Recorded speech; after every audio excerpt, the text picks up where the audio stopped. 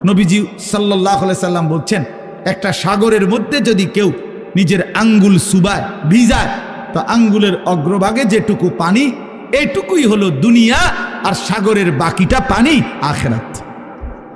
তাইলে আখেরাত লম্বা না দুনিয়া লম্বা? বলেন। কিন্তু মজার বিষয় হলো, লম্বা হলো আখেরাত, স্বল্প হলো দুনিয়া। কিন্তু আল্লাহ তাআলা আমার হায়াত, আমার সময় স্বল্প দুনিয়ার জন্যই দিছেন বেশি, আর অনন্তকালের আখেরাতের জন্য আমল চাইছেন অল্প অল্প।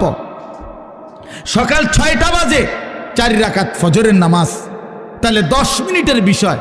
আবার দুপুর 1:30টা বাজে 10 রাকাত জোহরের নামাজ, 20 মিনিটের সময়।